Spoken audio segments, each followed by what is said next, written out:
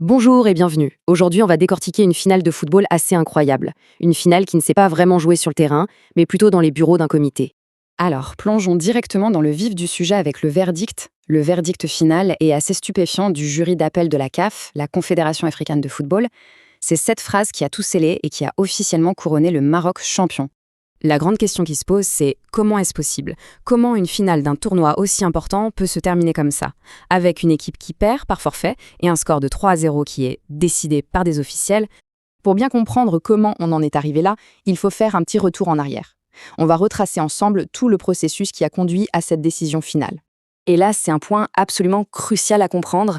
Ce verdict du jury d'appel, il a complètement annulé une première décision qui avait été prise par le conseil de discipline de la CAF. Donc il y a eu un premier jugement, puis un énorme retournement de situation. En fait, tout s'est déroulé en 4 étapes. Ça commence évidemment avec un incident sur le terrain. De là, on passe à une première décision disciplinaire. Le Maroc n'est pas d'accord avec cette décision et fait donc appel.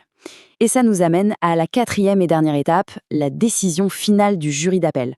On est clairement passé du stade au tribunal.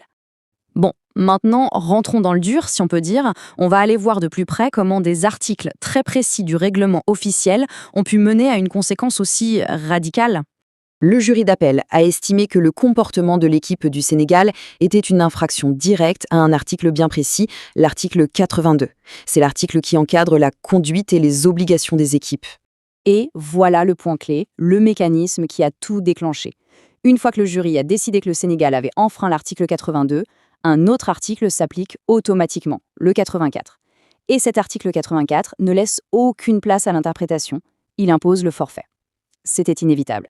Mais l'affaire est encore plus complexe que ça. L'appel ne portait pas uniquement sur le résultat du match, non. Il y avait plusieurs autres incidents qui se sont produits pendant cette finale très tendue, qui ont aussi été examinés. Le jury s'est d'abord penché sur le cas du joueur marocain numéro 11, Ismaël Saibari. Lui aussi avait été sanctionné pour mauvaise conduite. Et là, c'est intéressant. Le jury a confirmé qu'il y avait bien eu mauvaise conduite, mais la sanction, elle, a été considérablement adoucie. Son amende de 100 000 $, complètement annulée, et sa suspension, réduite à 2 matchs, dont un avec sursis. Un changement assez notable. En plus du joueur, la Fédération royale marocaine de football, la FRMF, avait elle-même reçu plusieurs amendes pour d'autres incidents qui ont eu lieu pendant la finale. Et pour la fédération, le résultat de l'appel est mitigé. L'amende de 100 000 $ pour interférence avec la VAR a été maintenue. En revanche, les amendes pour l'incident avec les ramasseurs de balles et pour l'utilisation de lasers par les supporters ont, elles, été réduites. Alors, après tous ces appels, tous ces examens, il est temps de faire le point. Regardons ensemble le tableau d'affichage final avec la liste complète et définitive de toutes les décisions du jury d'appel de la CAF. Ce tableau résume tout très clairement. D'abord, la décision la plus importante.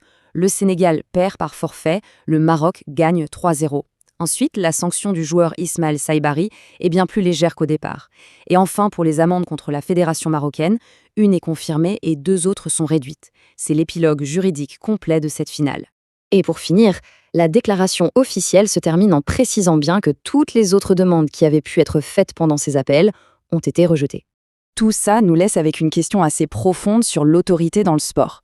Au final, qui devrait vraiment avoir le dernier mot? Le coup de sifflet de l'arbitre sur le terrain ou les articles d'un livre de règlement?